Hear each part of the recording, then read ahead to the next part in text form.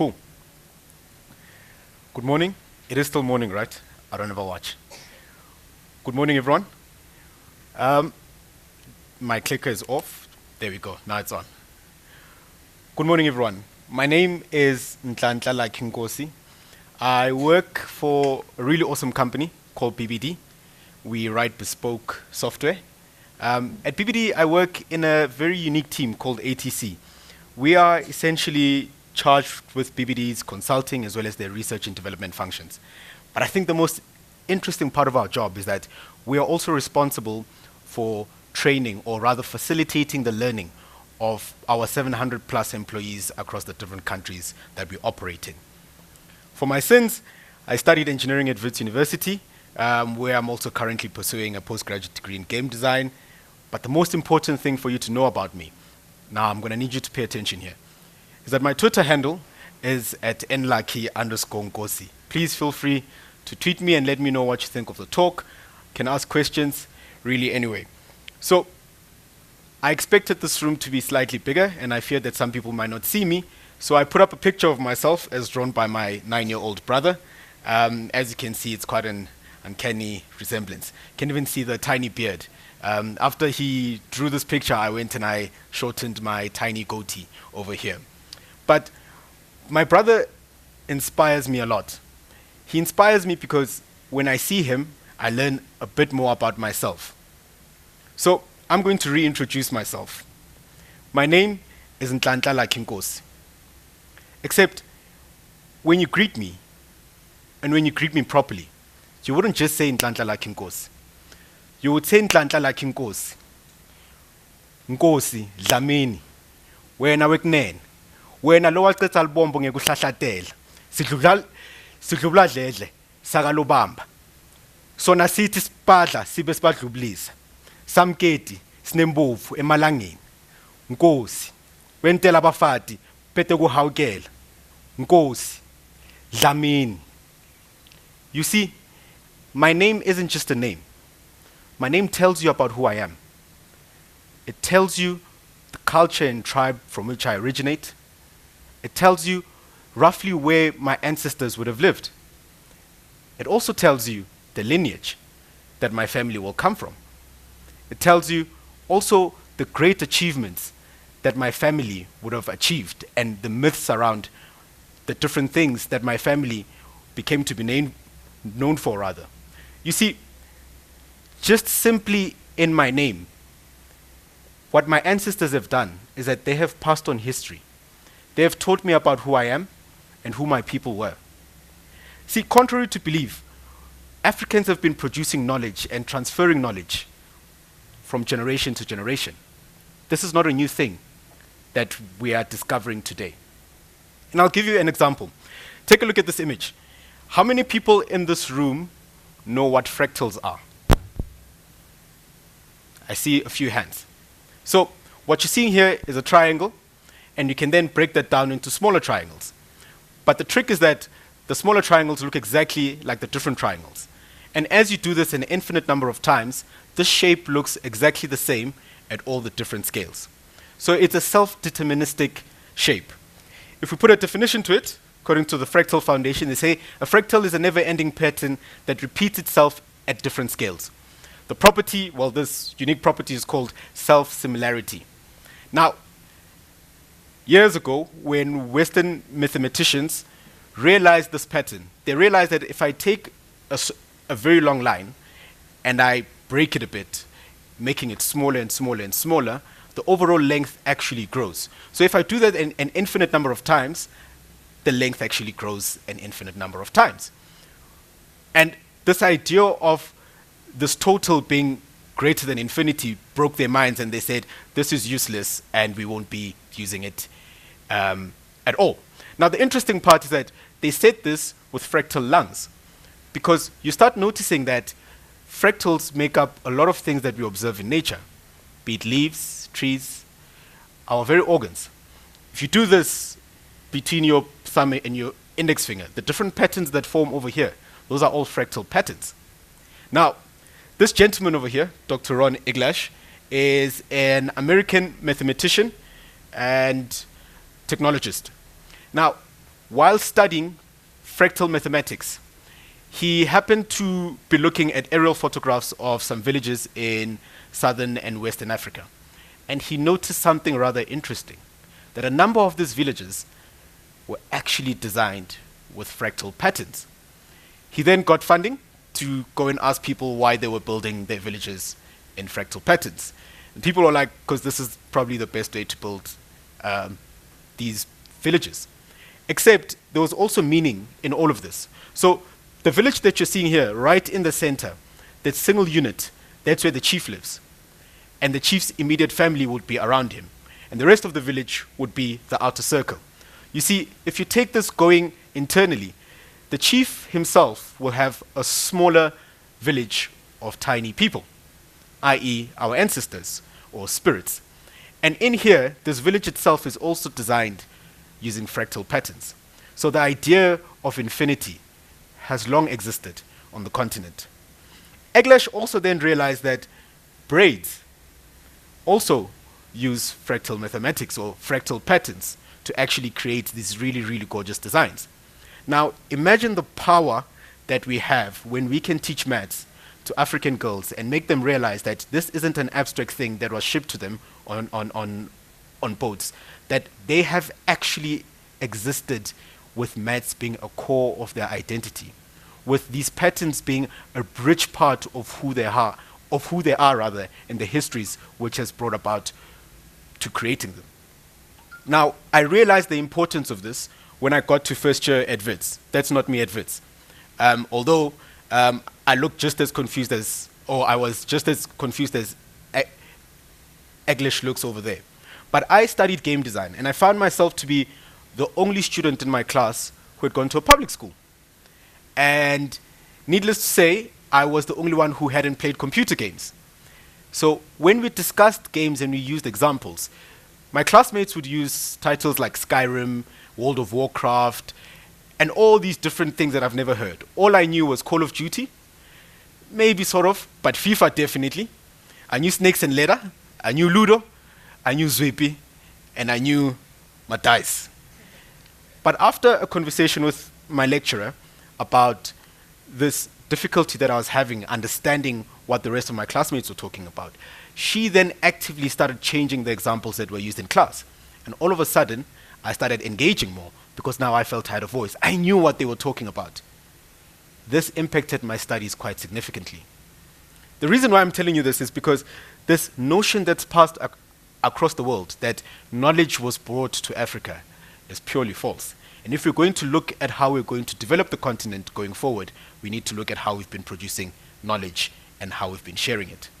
So I'd like you to hear from the man himself about an interesting found or an interesting conclusion in his study. If I can get the video working. Yes, maybe. Video, yes.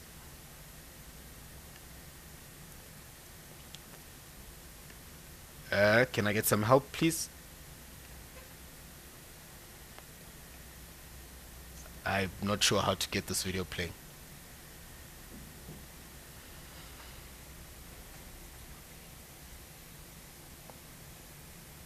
There's no play button.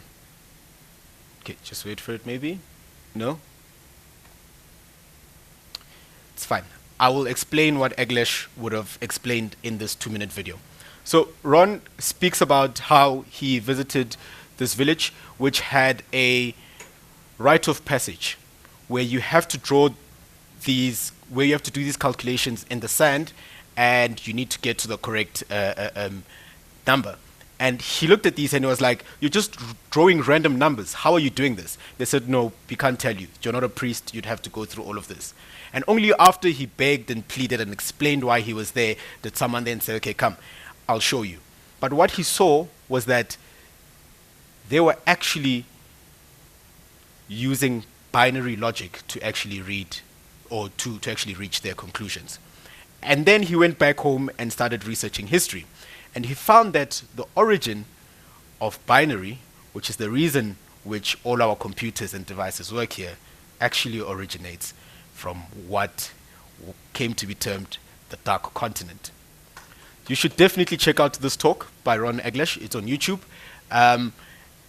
It is absolutely phenomenal. It talks about fractal mathematics, and how African societies not only used this knowledge, but also entrenched it into their beliefs and how they did things. I say this because that's precisely how we often transfer knowledge as Africans, by storytelling. Now, there's pros and cons in this. The cons is, of course, that if we don't write it down, then it often gets lost. And if we don't have people who are passing on these stories, that also gets lost. But the pro is that the way in which we teach it is very accommodating. It ensures that people not only know what we're talking about, but put it into practice and live by it. So I'm going to tell you a story. Now, in my culture, when we tell a story, we don't say once upon a time. We say kwasuka sukela.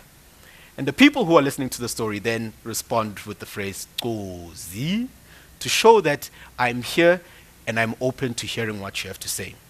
Now, a few weeks ago, I lost my grandmother. And for the first time, I now had to organize a funeral all on my own. And one of the fascinating things that I witnessed was the willingness of people to help me. Now, for those 10 days which I spent organizing this, there were no less than 20 people in my grandmother's home. These people weren't just visitors. These people were cleaning, they were doing the garden, they were helping me slaughter all of these different animals that I had to slaughter. All of these people volunteered themselves. Even on the day of the funeral, I had people cleaning up from the community, simply volunteering themselves. Now, this is what we call Ubuntu. It is them understanding that they are because they exist in a community. And we were able to give my grandmother a beautiful send-off because the community was there to help us. Now, it is precisely this principle that led to the creation of Ubuntu, the operating system that we've all come to love and know. And on the community docs itself, or themselves, they write, Ubuntu is about showing humanity to one another. The word itself captures the spirit of what it means to actually be human. I'm fascinated by history. I'm fascinated precisely by, or specifically by, the different lessons that history has to teach us. I've been blessed enough to have had opportunities to engage with people I consider to be great leaders. The likes of the late Kofi Annan, Advocate George Bizos, former President Motlanthe, Uncle Dennis Goldberg. But the one figure which played a key role in shaping how I view the world has got to be the late Ahmed Kathrada. Now, out of all the conversations I had the privilege of having with Uncle Kathy, the one thing that he said to me which stood out was, in 1994, we were faced with what a lot of people thought was a choice. And the choice was whether we send white people home or not. Except it actually wasn't a choice, because we were faced with the reality of having tens of thousands, if not hundreds of thousands, of white children who knew no other home but South Africa. You have generations and generations of people who know nothing else but existing on this land. So when you tell them to go home, where exactly are you telling them to go? And so as South Africans, Africans in general and South Africans in particular, we find ourselves at quite an interesting time where we have this battle of ideas of what it means to be African. Except borders, or permanent borders, are actually a foreign concept. As Africans, we've always migrated. Identities and our cultures have always changed. We've got the Ndebele people, the Swati people, the Xhosa people, who all form part of the Nguni people, who all moved and migrated because of different things and activities. So this idea of what it means to be Zulu, of what it means to be Swati, is actually a superficial one that came about time, transformation and migration. Which means when we look to the future, we have to look at what we mean when we say an African. Consider myself to be a black person, but I'm also an African, because my roots are here in Africa. Mike Kaiser, who's sitting in front of me, his roots are here in Africa. Mike knows no other country.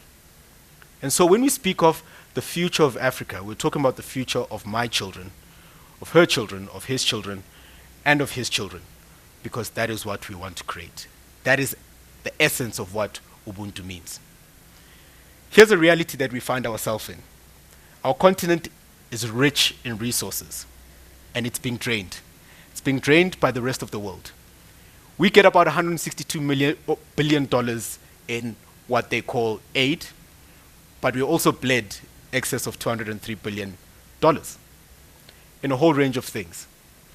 Now, politics, whether you care about them or not, care about you. And you can't run away from that fact. Tech has always been the space in which you've always found solace. We could immerse ourselves in this make-believe world and say, I only exist in this space. It's a space in which self-identifying nerds found solace because I could be alone and exist in my own tiny cocoon. Fortunately, that's no longer the case because big corporates and government are now in the tech space. We saw what happened in the US in 2016 with the US elections, Cambridge Analytica, and all of these different things. We now have governments and corporates taking charge of technology, taking charge of the tools that we have and love in order to not only control behavior, but also monitor us, or the other way around. And the one thing that we should never forget as technologists is that we are actually at the center of this. You see, while all of these corporates can own a lot of this IP, the development of this technology relies on the people that are sitting in this room. We are the ones who are actually creating this technology. It's not the politicians and it's not the businessmen. It is us, the software developers, the engineers, the technologists. So the need to decentralize this has never been greater. You see, when I speak of Africa being bled, we think of our mines, we think of our farmlands. And these are all resources that are being used by other countries and being exploited without really benefiting the people who live on that land fully.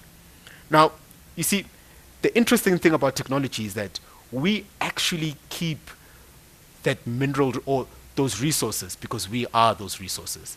And at any point in time, we can dictate what happens with us as people. Now, I know that when I speak about open source being the future of development and the future of development in Africa specifically, I'm probably speaking or preaching to the choir. By being here, you believe in the open source community, you believe in the open source of in the open source way of doing things. But I then ask you, what does open source actually mean? Some people will tell me it's a GitHub project that you can contribute to and create pull requests to. Yes, you're right. But it's actually not that easy. Because, you see, I'm going to tell you the truth. And the truth is sometimes painful. It's time for us to ask ourselves if we really believe in open source. We might be contributing to open source projects, but are we really living and working using the open source philosophies? Because you see, when you speak of open source, there are principles that guide that open source culture. It's not merely about writing code. It's actually a way of life, or a way of working, or a way of being. You see, when we speak of open source, we're speaking about having or operating in an open exchange manner. It includes collaborative participation, rapid prototyping, transparency, which is something that we know that governments aren't really great at. It also, or at the key of it, is community-oriented development. What does this actually mean? See, this means that we have to start rethinking about how we operate and how we contribute to the community that we exist in. The first thing that we need is active citizenry. See, if we're talking about the future of Africa, especially considering or with regards to technology and developments in the technology, the first thing that we have to bring about, or the first thing that we have to force ourselves to do, is to be active citizenship.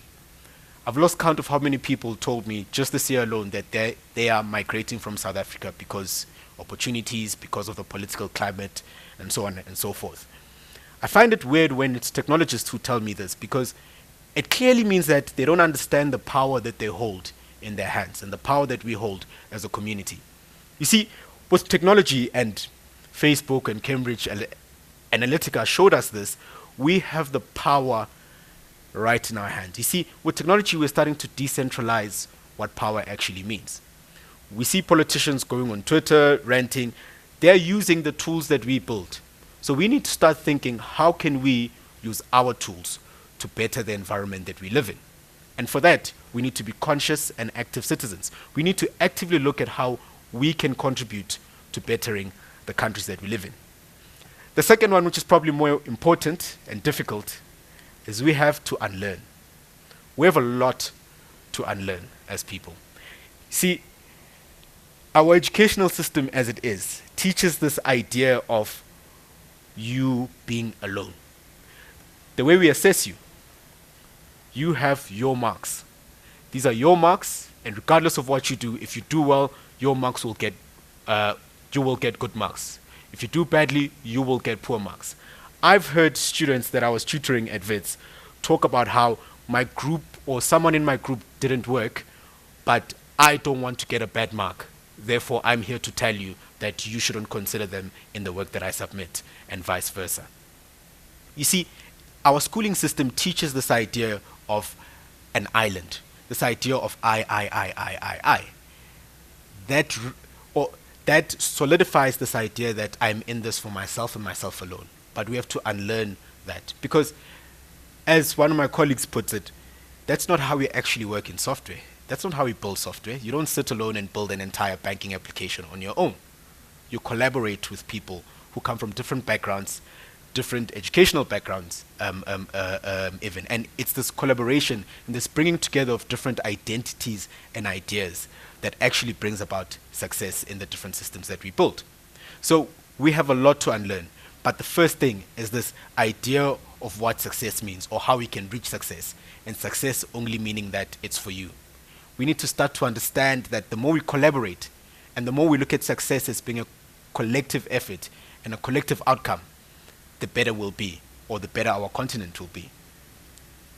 And this will actually make us realize that sharing is caring, man. And we actually need to focus on this a bit more. See, we live in a socio-political climate that's very divisive. We have a lot of forces trying to divide us as people, but this is because politics actually benefit from us being a divided people. Because if we're all united, and you can't tell me that, or telling me that a Zimbabwean has your job doesn't make me angry, then I'm going to start asking the real questions about, but what happens to my tax money? You're telling me that I should be using public transport, but where's the development of that public transport system? If I'm not distracted by all these superficial barriers that politicians put around us, I'll start asking the different questions. And this is the point that we need to get to. You see, we need to start embracing diversity, because it is in diversity that we actually build about systems. We look at South Africa, microcosm of what the continent actually is, and we look at how many different identities exist. Probably one of the most liberal societies in the world. I mean, our constitution protects people's rights to self-identity. And if you are building systems that accommodate all the different identities or the diversity that exists, that's how much larger the pool of people who are using your system is. That's how much larger your customer base is. And the only way you can start building software and systems that accommodate everyone is if you have everyone part of your development process. Teams that are not diverse will never be able to represent diverse views. We've seen it in the marketing industry. We've seen all these different brands putting up very racist, blatantly racist ads. And you ask yourself, what person of color sat in that room and said, this was awesome, this ad is great? Which woman would sit in that and say, yeah, I think that properly represents who I am? Probably none. It was probably just a room full of middle-aged men that then perpetuate all of these different stereotypes that we're trying to break down. You see, we have to face ourselves, and we have to be honest with ourselves. And as developers, one of the primary points that we can start in, right, is looking at how we operate in the different spaces that we work in. I'm sure most of us work in teams. Most of us have pull requests that we review. How are you creating an environment that encourages collaboration. We'll start with comments on your pull request. What on earth is going on here? That'll make people feel scared to contribute. We need to be conscious about how we're engaging with the people around us. That is at the core of what Ubuntu is. At the end of the day, it's really just respect. And sometimes it's not even deliberate. Sometimes you just made a comment and you didn't think about it. You were in a rush. Like just typing Y with 6 question marks on someone's pull request. Here's a simple example. Why does this function contain 8,000 lines of code? You could simply phrase that as, hey, can you split this into separate functions so that it's easier to maintain? You're conveying the exact same thing, but you're actually recommending thing, and you're actually teaching the person that you're working with as opposed to just shutting them down. In essence, what I'm trying to say is, don't be gag, right? Just be like it. And we have a lot of work to do. But the point of departure for this work is that we need to look at ourselves in the mirror. And the work has to start internally before it can start manifesting outside. We need to look at ourselves in the mirror and tell ourselves, don't be gag. Because, you see, we need to ask ourselves, what are we doing in the different spaces that we exist in to build an environment in which we can pour into each other's cups? We need to understand how we can energize and stimulate the people around us and get them to sort of take in this culture of learning. Because we have a lot of open source projects, and I know I've looked at projects, I've used JavaScript libraries that when I run it at first, it doesn't work. I then fix it, but then I'm afraid to create a pull request into this person's repository because I'm not sure how they're going to react to me changing their source code. They've put it out there, they've called it an open source project, but because of the culture that we have around the dev space and this culture of crudeness and often rudeness, I am then afraid of contributing to this meaningfully. I recently did a project where I hacked a drone and I flew it with bananas and tomatoes and some really weird stuff. I think there's a video of it on YouTube somewhere. But part of that meant that I had to use other people's libraries. And the core library that I used to communicate with my drone had quite a few bugs. And even though I fixed all of these bugs, it's still just sitting on my machine.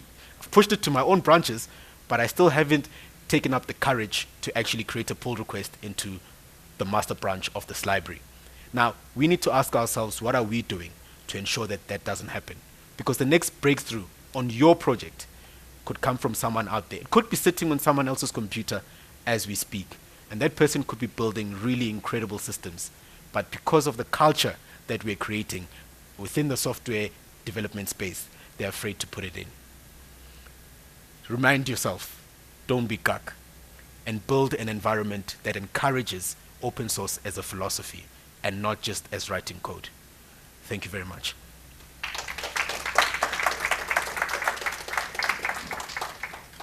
Questions, comments? Please wait for me to get to you with the microphone before you talk. No questions, no comments.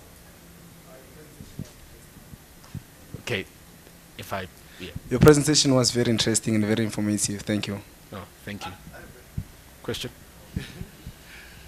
Yeah, I'm just wondering about how you define diversity. This is like an interesting thing to me always, right? Because it's like superficial. There are superficial definitions, and there are slightly more complicated ones. So what do you think? What is diversity? I think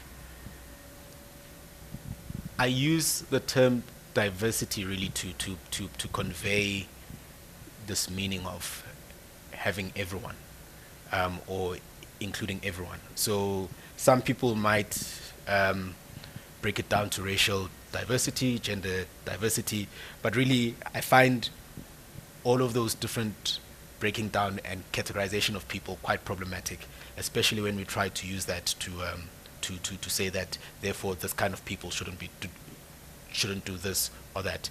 When I speak of diversity, I really just mean everyone, literally everyone. And don't get me wrong, I'm not whitewashing historical injustices. In order for us to get to building a truly non-racial, non-sexist, democratic society, we need to address those injustices of the past. but we need to do so with the aim, or we need to have the aim of equality and fairness at the end of it, not just as a backlash, if that makes sense. Oh, thank you. There's a question. Okay.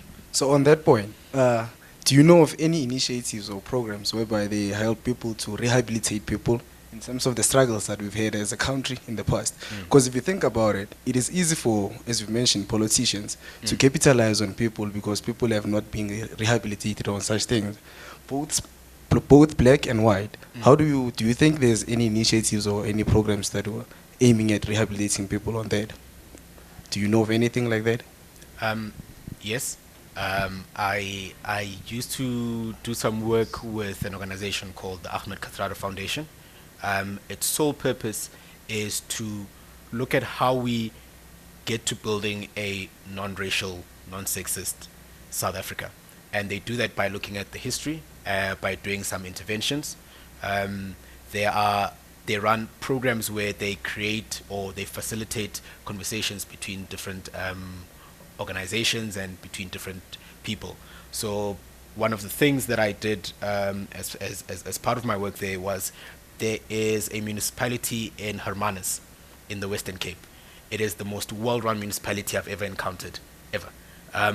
They spend 3 times what the national government gives them to build housing for people.